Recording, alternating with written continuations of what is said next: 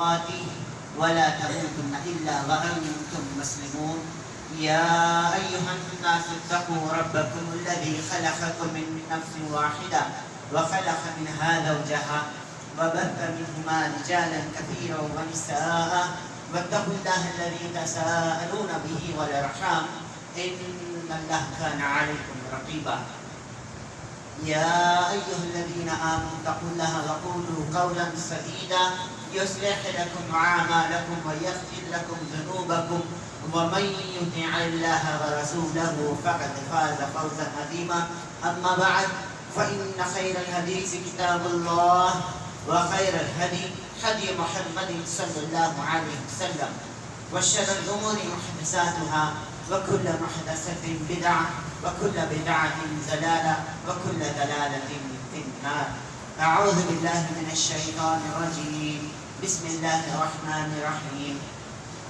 لقد كان لكم رسول الله في أسوة حسنة لمن كان يرجو الله واليوم الآخر وذكر الله كثيرا وقال النبي عليه الصلاة والسلام قال النكاح من سنتي فليس مني وعن أبي موسى رضي الله عنه قال قالوا أي يا رسول الله صلى الله عليه وسلم قال أي الإسلام أفضل قال من سلم المسلمون بلسانه ويهده رواه صحيح البخاري أو كما قال النبي عليه الصلاة والسلام قال متفق عليه رب اشرح لي صدري ويسر لي أمري واحلل عقدة من لساني يفقهوا قولي حمد ثنا تعریف اور تعظیم کبریائی اور بڑائی اللہ رب العزت کے لیے لائق اور زیبا ہے جو تمام عالمین کا رب ہے، پالنہار ہے، پروردگار ہے۔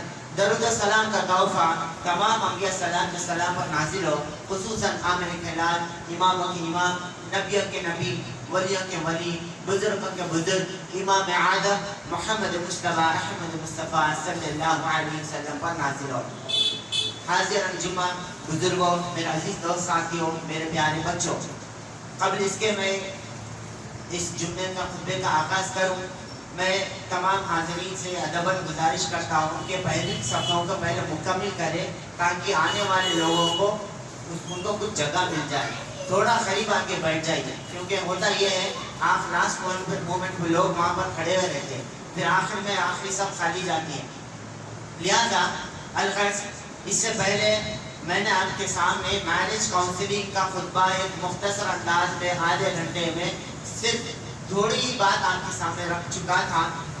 وقت کی کمی کی وجہ سے پورے باتیں ہم نہیں رکھ سکتے، جیسا کہ میرج کاؤنسلنگ کے تقریباً بہت سارے پوائنٹس میں نے نوٹ کیے تھے، اس کے اندر شوہر بیوی کے حقوق جو میں نے پریپیئر کیے تھے اور مختصر انداز میں وقت کی کمی کی وجہ سے باقی رہ چکے ہیں، انشاءاللہ وہ آگے بات کہیں گے انشاءاللہ۔ اور آج میں جو عنوان ہے، جو ٹاپک ہے آج کی، وہ یہ ہے سنت اور نکاح ہونے کی جو رکاوٹیں ہیں وہ کیا کیا ہے، انشاءاللہ آپ کے سامنے آئیں گی انشاءاللہ۔ جیسا کہ سننا ہے obstacles in getting married، شادی کے لیے جو رکاوٹیں آج جو مسلمان فیس کر رہا ہے، جھیل رہا ہے، جو کئی ایسے حضرات ہیں جن کی عمر 30 سال 35 سال 40 سال 50 سال گزر چکی ہے، ویسے لڑکیاں بیٹھے ہوئے، ویسے لڑکے بھی گھر میں بیٹھے ہوئے، ان لوگ کا نکاح نہیں ہو رہا، نہ ان کا نکاح ہو رہا،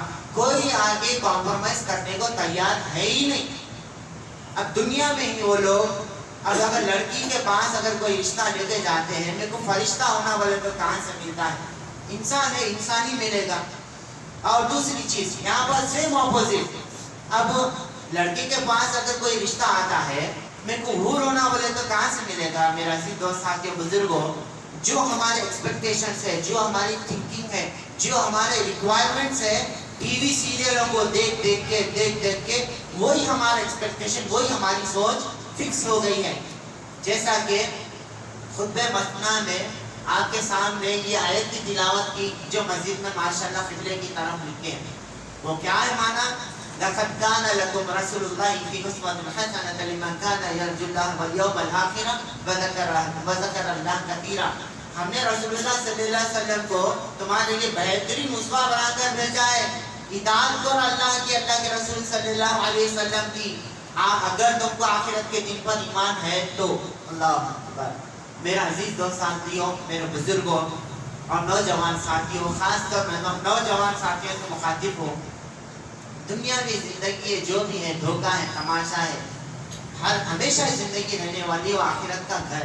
اگر ہم اللہ کے رسول صلی اللہ علیہ وسلم کے نقش قدم پہ اگر ہم نہیں چلیں گے، ہم اطاعت پیروی نہیں کریں گے، تو دنیا میں بھی خسارہ، دنیا میں بھی لاس ہوں گے، اور آخرت کے دن بھی ہم کو کامیابی نہیں مل سکے گی۔ معزز سامعین اکرام، جو اس سے پہلے میں نے آپ کے سامنے جو پوائنٹس رکھا تھا، انشاءاللہ ایک بالکل مختصر انداز میں اس کے ہائی لائٹس آپ کے سامنے رکھ کے اپنی بات کو آگے بڑھاتا ہوں۔ جیسا کہ میرج کاؤنسلنگ کے اندر شادی ہونے سے پہلے ہر لڑکا لڑکی کو اور لڑکے لڑکی کے خاندان والوں کو، دونوں کو، لڑکے کے خاندان لڑکی کے خاندان کو بٹھا کر یہ کاؤنسلنگ سمجھانا بہت لازم ہے۔ نکاح ہوتا ہے لڑکا لڑکی، اب اللہ نہ کرے ایسے کئی خاندان ہوتے ہیں، لڑکا لڑکی کے اندر نکاح کے بعد جو تفرقات، جو مس انڈرسٹینڈنگ آ کر کھلا طلاق ہوتا ہے، وہ دونوں خاندان ایک دوسرے کو دشمن ہو جاتے ہیں، خاندان ختم کٹ، اللہ اکبر، وہاں طلاق ہوتی ہے، وہاں کھلا ہوتا ہے، یہ ان کے لڑکی والے لڑکے والوں سے دشمن ہو جاتے ہیں، لڑکے والے لڑکی والوں کے ساتھ اگینسٹ ہو جاتے ہیں۔ کتنی بری بات ہے، انسان ہے، سمجھنا چاہیے کوئی جانور بھی اگر رہتا ہے، جیسے کتوں کی مثال ہے، ایک دینا ضروری ہے میرا عزیز دوست ساتھی بزرگوں، ایک باہر کی بستی کا کتا اگر وہ اس کی بستی میں آگے آتے اس کو بھوک کے کاٹ کے بھگا دیتا ہے، اس سے بدتر ہو گئی ہماری زندگی۔ کیوں؟ ٹی وی سیریلز اور یوٹیوب اور یہ ٹک ٹاک، سوشل میڈیا دیکھ کے اللہ کے رسول صلی اللہ علیہ وسلم کی تعلیمات کیا ہے ہم کو واسطہ ہی نہیں۔ قرآن نکالے بھی تو قسم کھانے کے لیے قرآن نکالے، وہ بھی دھول صاف کر کے نکالے۔ وہ کب نکالے تھے؟ گئے سو گزشتہ رمضان میں، پھر اب آنے والا رمضان میں نکلنے والی قرآن، وہ بھی فاسٹ پڑھنے والے ہیں۔ اللہ اکبر۔ معزز سامعین اکرام، حلقہ جو اس سے پہلے گزشتہ جمعے میں آپ کے سامنے پوائنٹس رکھا تھا وہ یہ ہے، ایک 20 پوائنٹس ہے، اس کے آگے بھی بہت سارے پوائنٹس میں نوٹ کیا ہوں، انشاءاللہ ترتیب کے ساتھ آپ کے سامنے بات آئے گی۔ First, reasons behind late marriage, شادی لیٹ کیوں ہو رہی ہے۔ Second, obstacles in getting married, شادی کے لیے رکاوٹیں کیا کیا چیزیں ہم ڈالیے ہیں اپنے آپ پر۔ تھرڈ، پرپس آف میرج، شادی کا کیا پرپس ہے، کیا مقصد ہے شادی کرنے کا۔ Roles and responsibilities of husband and wife, شوہر بیوی کے اوپر کیا حقوق ہے، بیوی کے شوہر کے اوپر کیا حقوق ہے۔ اس کے جو بھی آپ کے سامنے میں پوائنٹ رکھا تھا گزشتہ جمعہ میں، اس سے پہلے کے صرف پوائنٹس کے ایک آیت ٹچ کیا تھا۔ اس کے تعلق سے کم 20 آیتیں اور کئی ایسے حدیثیں ہیں، اللہ کے رسول صلی اللہ علیہ وسلم کی پوری مکمل زندگی ہے جو اس سے ریلیٹڈ ہے۔ صرف یہ سائیڈ ہیڈنگز ہے، اس کی تفصیل انشاءاللہ اسی خطبے میں رکھنے کی کوشش کروں گا۔ اور ففتھ پوائنٹ ہے good relation ship with entire family members. شادی ہونے کے بعد اکثر یہ ہوتا ہے خاندان ٹوٹ جاتا ہے، یا نہیں ایسا بھی ہوتا ہے کہ خالی یا تو ٹوٹلی ماں کے ہو جاتے ہیں یا تو ٹوٹلی بیوی کے ہو جاتے ہیں، ایسا نہیں، بلکہ پورے خاندان کے ساتھ ہمارے تعلقات اچھے رہنا چاہیے۔ نالج، علم، لڑکی لڑکے کو اور دونوں خاندان والوں کو علم قرآن حدیث کا دینا ضروری ہے۔ Understanding between husband and wife, ایک دوسروں کی سوچ یعنی ایک دوسروں کی انڈرسٹینڈنگ بھی رہنا بہت ضروری ہے۔ کبھی ایسا وقت آتا ہے ہسبینڈ اینڈ وائف کے اندر کے درمیان کہ شوہر بیوی کو نہیں سمجھ سکتا، بیوی شوہر کو نہیں سمجھ سکتی، شادی ہو کے 4 سال ہو گیا، 10 سال ہو گیا، 20 سال ہو گیا، طلاق ہونا، کھلا ہونا، کہاں تھے شادی سے پہلے؟ ایسے یہ کاؤنسلنگ دینا ضروری ہے، شادی سے پہلے تیار کرنا ضروری ہے۔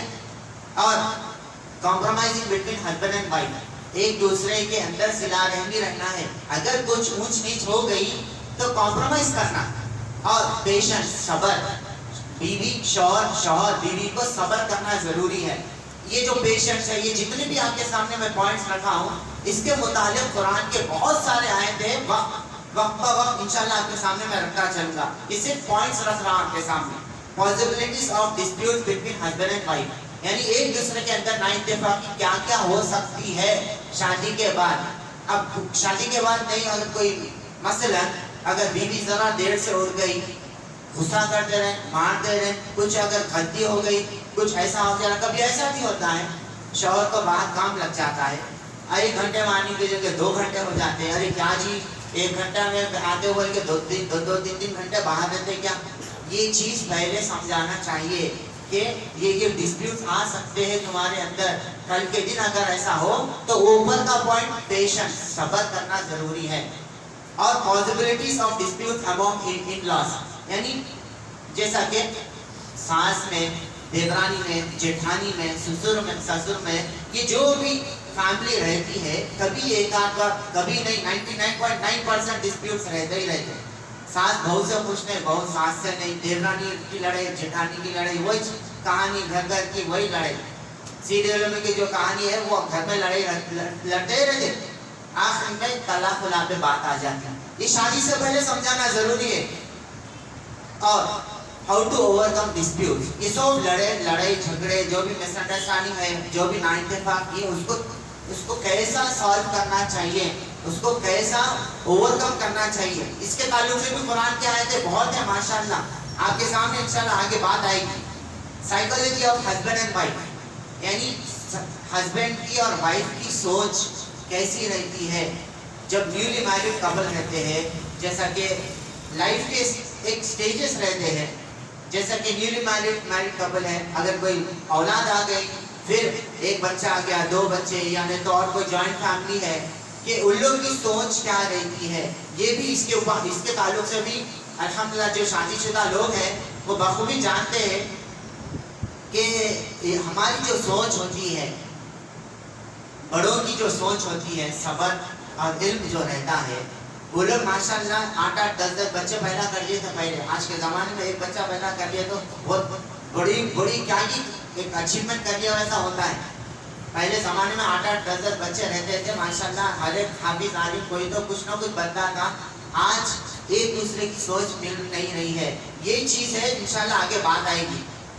اور psychologies of in laws family members towards newly married couple, جیسا کہ ساس ہے، سسر ہے، دیورانی جیٹھانی ہے، اگر بھائی کی شادی ہو گئی یا بچے کی شادی ہو گئی تو گھر میں جو بہو آئی، گھر میں جو ان کی دلہن آئی، ان کے ساتھ کیا کیا سوچ آ سکتی ہے ان کے اگینسٹ، اور وہ جو لڑکی ہے ان کی کیا سوچ رہتی ہے، کیا ایکسپیکٹیشن رہتا ہے ساس سے، سسر سے، دیورانی سے، جیٹھانی سے، ہسبینڈ سے، کی کیا سوچ ہوتی ہے، اس کے تعلق سے بھی قرآن کی آیتیں، حدیثیں پلس گراؤنڈ ریالٹی آپ کے سامنے انشاءاللہ آگے بات آئے گی۔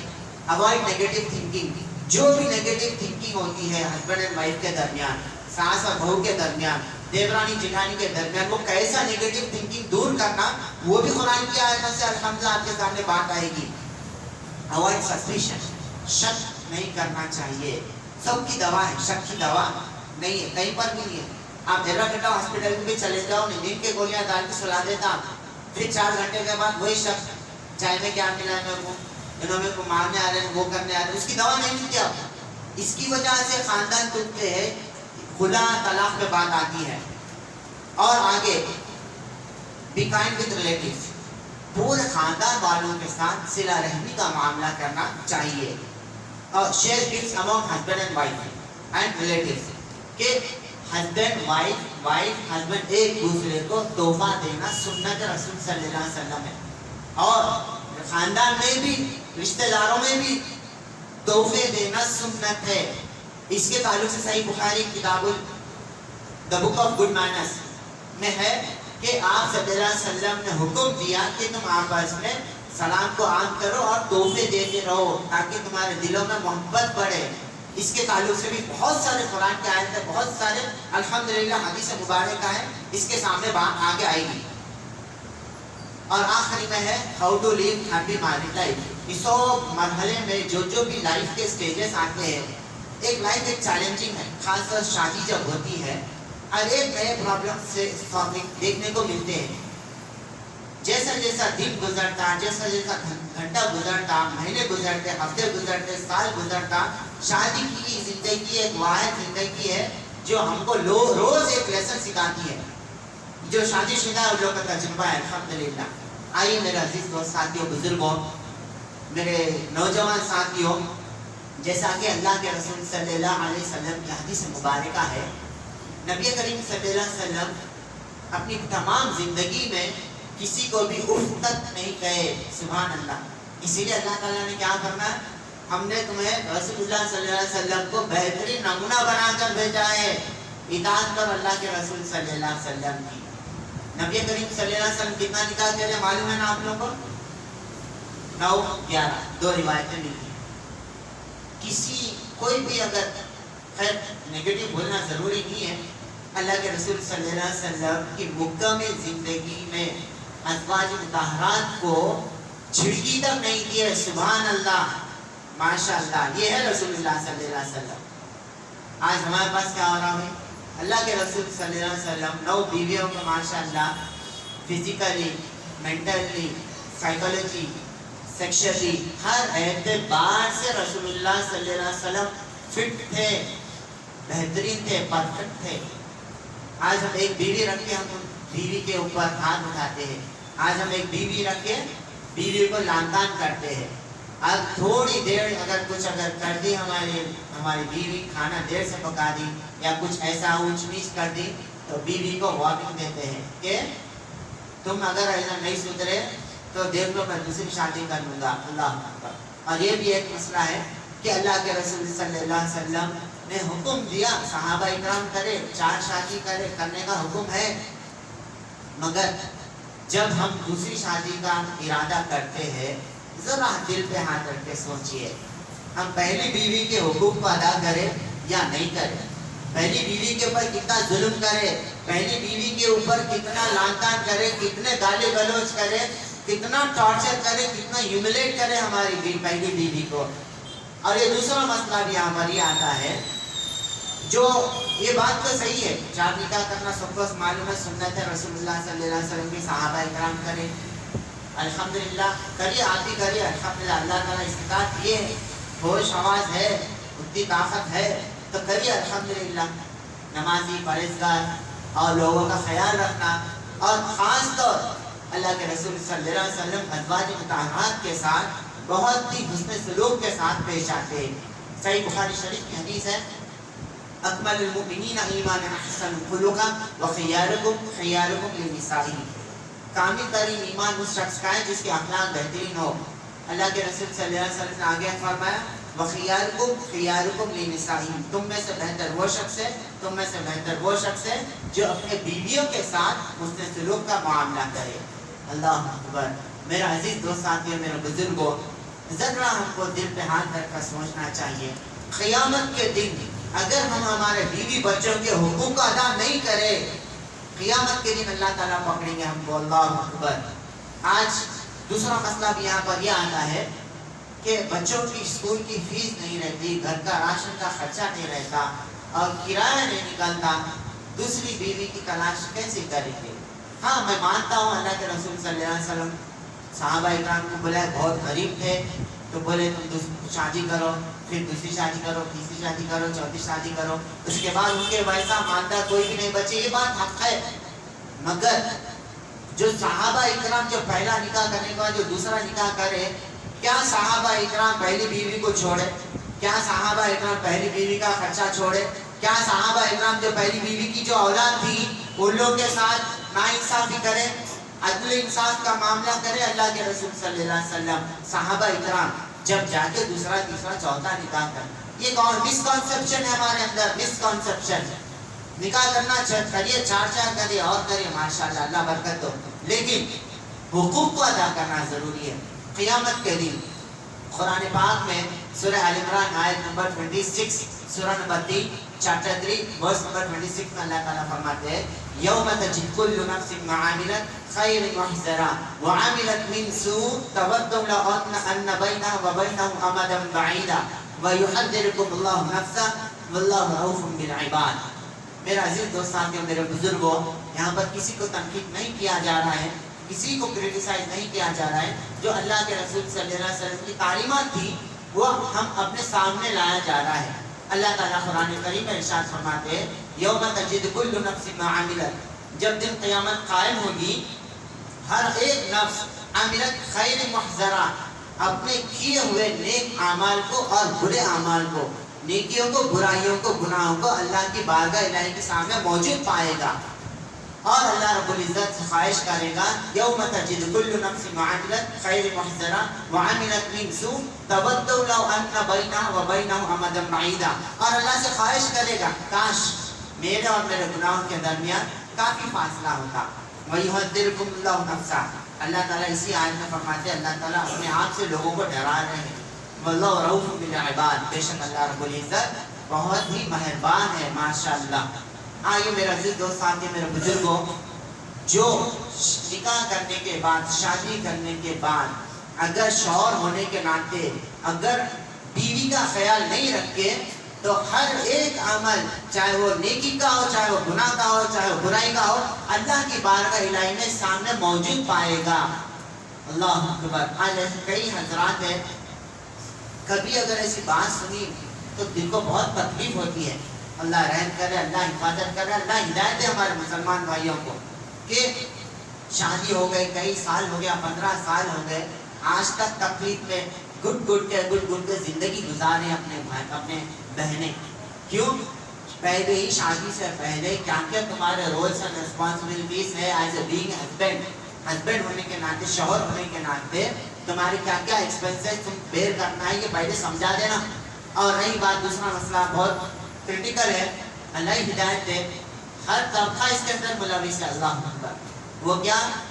پہلے جب شادی ہوتی ہے، پہلے جب حاملہ ہوتی ہے بیوی، اس کا پورا ہاسپٹل کا خرچہ اس کے گھر والے ہی سنبھالنا. اللہ اکبر. میرے عزیز دوست ساتھیوں میرے بزرگوں، الرجال قوامون النساء. پھر اللہ تعالیٰ کیوں کہ قوام ہے مرد عورت کے اوپر، کہ مرد کی ذمہ داری ہے، شوہر کی ذمہ داری ہے کہ اپنے وائف کے ایکسپینسز کو بیئر کرے. ہر چھوٹی بڑی تکلیف کو وہ اپنے آپ سے سالو کرے، چاہے وہ فزیکل کا معاملہ ہو، چاہے وہ فائنینشیل کا معاملہ ہو، چاہے وہ مورل سپورٹ ہو، چاہے وہ اخلاق ہو. ہر اعتبار سے شوہر کی ذمہ داری بنتی ہے کہ وائف کو سپورٹ کرے. میرے عزیز دوست ساتھیوں میرے بزرگوں، آگے انشاءاللہ بات آئے گی. 5 منٹ ہے انشاءاللہ. یہ 5 منٹ میں انشاءاللہ بالکل مختصر انداز میں اپنی بات کو سمیٹتا ہوں. آئیے جو آج کل نکاح ہونے کے لیے جو بھی رکاوٹیں ہیں وہ آپ کے سامنے رکھتا چلو. ایک دور ایسا تھا سننے کو ملتا تھا کہ پیسوں کی کمی تھی، ہر کسی کے پاس پیسوں کی کمی تھی، اس کی وجہ سے شادی ہونے کے لیے تکلیف ہوتی تھی.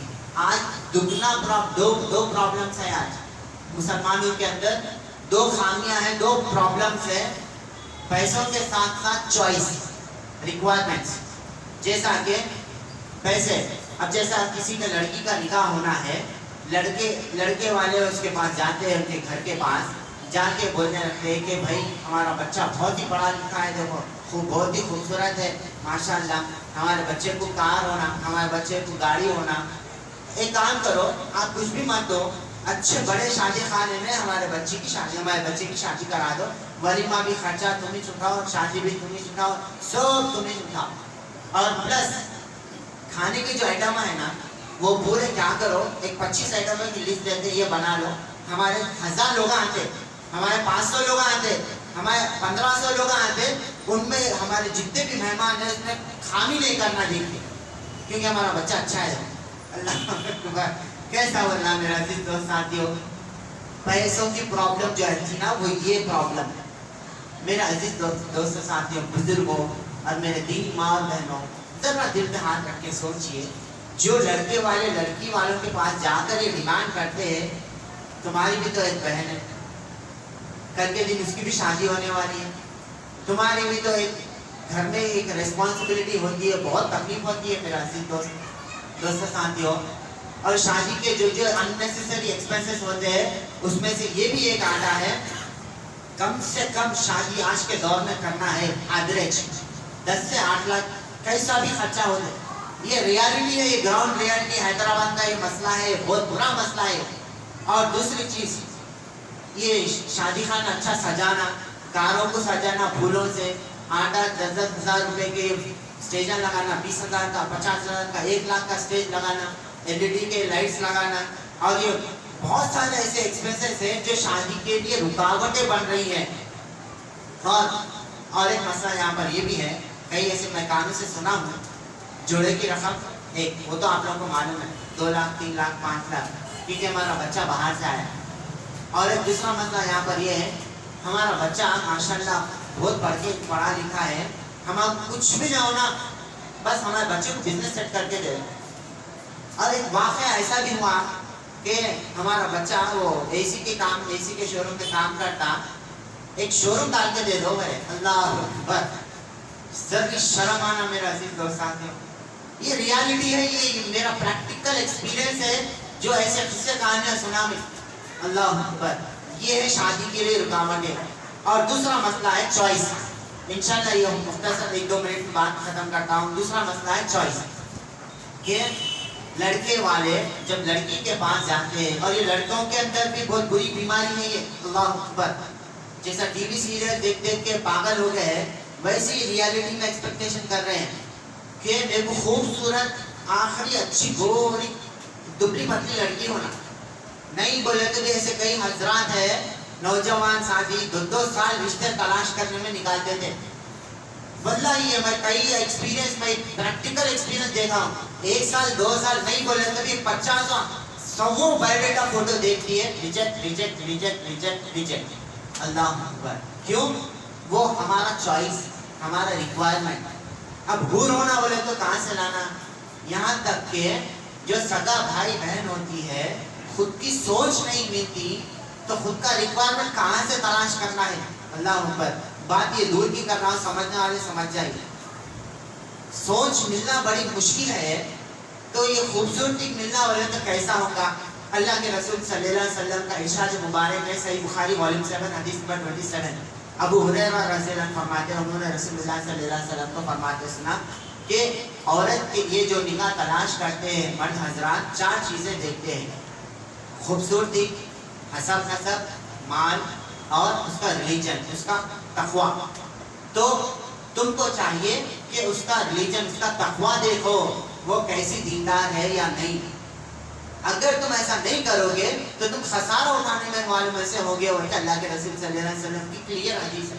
آج ہم جو اللہ کے رسول صلی اللہ علیہ وسلم منع کریں نا، خوبصورتی کے لیے، مال کے لیے، ان لوگوں کا فیملی بیک گراؤنڈ کروڑ پتی ہے، ارب پتی ہے، ان کے بابا سعودی میں رہتے، یو ایس میں رہتے، شکاگو میں رہتے، فلاں جگہ رہتے، چلو یہاں دے ہمارے بچے کا بایو ڈیٹا فوٹو، چلو وہاں سے نکالو، اللہ اکبر۔ میرا عزیز دوست ساتھیوں، بہت تکلیف دہ بات یہ ہے، جب لڑکے والے لڑکی والوں کے گھر کو جاتے ہیں، ایک یقین مانیے غلاموں کے ساتھ جیسا برتاؤ کرتے ہیں ویسا ہیوملیٹ ابیوز کرتے ہیں۔ ہاں بولو، ہاں کتنا پڑھ گئے تم، ہاں آتا پکانا آپ کو، کتنا پکا لیتے؟ ایسا لڑکی کے ساتھ 2 گھنٹے، 45 منٹس، 1 گھنٹہ انٹرویو لیا جاتا ہے، یہ ہیوملیٹ ہے، یہ ٹارچر ہے۔ اور دوسری بات، یہ چوائس کا جو مسئلہ ہے، خوبصورت کے علاوہ خوبصورت کے اندر 2500 چیزیں نکال دیں، ناک سیدھی رہنا، بالکل سیدھی رہنا، ٹیڑھی نہیں رہنا، نہ چپٹی رہنا۔ اور ہائٹ کا بھی مسئلہ یہاں پر ہے، ارے بچی ذرا گڈی ہے اور بچی ذرا موٹی ہے، کوئی نہیں دیکھ رہا بھائی، دینداری، نماز ہے، قرآن کی آیت یاد ہے، اللہ کے رسول صلی اللہ علیہ وسلم کی تعلیمات کیا ہے، کوئی نہیں دیکھ رہا۔ میرے عزیز دوست ساتھیوں، یہاں تک کہ حتیٰ کہ چلا کے بھی دکھایا جا رہا ہے بچیوں کو، ارے کیا پروڈکٹ ہے، کون کیا گاڑی ہے، کیا روبوٹ ہے، اللہ اکبر۔ اور یہاں تک کہ ایسے کئی، یہاں تک کہ بال بھی کھول کے بتلا رہے ہیں۔ اور یہاں پر ایک مسئلہ بول کے اپنی بات ختم کرتا ہوں، جیسا کہ لڑکے والے لڑکی کے پاس جاتے ہیں تو کئی وزٹ کرتے ہیں، ایک وزٹ میں ان کے خالہ آتے، لڑکا آتا، یا دو لوگ آتے، دوسری وزٹ میں اور 4 لوگ آتے، تیسری وزٹ میں اور 4 لوگ آتے، چوتھے وزٹ میں کیا کرتے ہیں، ہمارے بھپو کے خالہ کے بھائی ہے نا، ان کے تائے بھائی باہر سے آئے پرسوں سے، ذرا بچی کو دیکھ لیتے، اللہ اکبر، خلیرے بھائی میرے کوئی پھپھیرے کوئی بچی کہیں کو دیکھنا بھائی، ذرا سوچئے ذرا۔ اور کون کی رہتے، دور کے رہتے، شادی کی بات فکس ہو جاتی، سو ہو جاتی، آخر میں فون کرتے ہیں تو جا کے بولتے ہیں بھائی ہمارے پھوپھا کے تائے بھائی کے میرے بھائی کو وہ لڑکی پسند نہیں آئے، معافی چاہتے ہیں۔ وہ رشتہ طے کرنے والے کون ہے؟ لڑکا، ان کے ماں باپ، ان لوگ کہاں کی رہتے ہیں، ان لوگ اللہ، وہ لڑکی کا بایو ڈیٹا فوٹو پوری بستی میں پھراتے، پورے خاندان میں پھر آتے آخر میں ریجیکٹ. اللہ اکبر. ابھی بہت سارے مسئلے مسائل ہے جو ہم کو یہ ابھر کے آنا ہے, یہ اس کے دلدل میں سے نکلنا ضروری ہے. جو میڈیا جو نیگیٹو پوائنٹ جو بولتی ہے جو اسلام میں نہیں ہے, سو کالڈ مسلم جو پریکٹیکل لائف میں لا لیے, جو اپنے آپ کو نعوذ باللہ ثم نعوذ باللہ ٹی وی سیریز کا ایگزامپل بنا لیے, اللہ کے رسول صلی اللہ علیہ وسلم کی تعلیمات کو پس پش ڈال دیے, یہ ان لوگوں کے لیے بہت ڈرا بیک ہے. یہ اسلام نعوذ باللہ ثم نعوذ باللہ ہم ایگزامپل بن رہے ہیں کہ اسلام یہ سکھاتا ہے, اسلام یہ نہیں سکھاتا. میرا دوست ساتھیوں, میرے دینی ماں اور بہنوں, اور بہت سارے مسئلے مسائل ہیں جو لڑکا لڑکی کے شادی کے تعلق سے اور کیا کیا رکاوٹیں ہیں, اور لائک جو شادی کے بعد کی جو زندگی کے جو سٹیجز ہوتے ہیں, انشاءاللہ آنے والے خطبوں میں آپ کے سامنے بات آئے گی. اور میں اپنی بات کو ختم کرنے سے پہلے آپ سے ایک ادباً گزارش کرتا ہوں. ایک زمانے سے جب سے میں ہوش سنبھالا ہوں یہ دیکھتا ہوں میں, سب کو معلوم جمعے کا ٹائم کب ہے, سب کو معلوم. کسی کو بھی نہیں معلوم بولتے نہیں معلوم, ایسا کوئی سوال نہیں کر سکتے, کوئی جواب نہیں دے سکتے. عموماً ایک آدھ بار اگر لیٹ ہو گئی تو بات الگ ہے, اللہ معاف کرنے والے. لیکن یہ ہماری عادت بنا لیا. اللہ کے رسول صلی اللہ علیہ وسلم کا ارشاد مبارک ہے, جیسا ممبر رسول پہ امام آ گئے تو ختم, اور نوٹ جو رجسٹر رہتا ہے وہ بند ہو جاتا ہے, اس کا ثواب نہیں ملتا آپ کو. اور جمعہ کے ایک دن رہتا بھائی میرے, ایک ہی دن رہتا جو اللہ کے رسول صلی اللہ علیہ وسلم کی واعظ و نصیحت سننے کو, ہمارا ایمان تازہ کرنے کے لیے ایک رہتا جمعہ, وہ بھی آپ یہاں پر آدھے گھنٹے میں ختم ہو جاتا ہے. یہاں پر سب معلوم رہنے کے بعد بھی اذان کے ٹائم غسل خانے میں جا کے باہر نکلتے, نماز کے وقت قریب ایک پورا جسم پہ سے پانی ٹپکتا ہوا, ایک شرٹ کا ایک بٹن کھلا, بھاگتے ہوئے چلو ہٹو ہٹو, لوگوں کے گردنوں پہ سے شولڈروں پہ سے لاتا مار مار کے سامنے آنا, یعنی تو جمعے کا اینڈ آف دا خطبے میں آنا, یہ ایکسیپٹیبل نہیں ہے اللہ کی نزدیک, یہ قابل قبول نہیں ہے. ایک آدھ بار ہو گیا تو غلطی, اللہ معاف کرنے والے. ارے جو قریب رہتے ہیں تو کم سے کم نماز کے ساتھ بھی اذان کے ساتھ آگے بیٹھ گئے تو بہت بڑی بات ہے, بہت بڑا ثواب ہے. اب اس کے اوپر بھی ایک ٹاپک دینا پڑتا ہے ایک دن انشاءاللہ. تو خیر اللہ سے دعا کرتا ہوں اللہ ہم امت مسلمہ کو اللہ کے رسول صلی اللہ علیہ وسلم کی تعلیمات پر عمل کرنے والا بنا دے, ہمارے گناہوں کو معاف فرما دے, ہمارے خطاؤں کو درگزر فرما دے, ہمارے مرحومین کی مغفرت فرما دے, ہم کو نیک عمل کرنے والا بنا دے. آمین. سبحان اللہ و بحمدہ, سبحانک اللہم و بحمدک, اشہد ان لا الہ الا انت, استغفر اللہ و اتوب الیہ.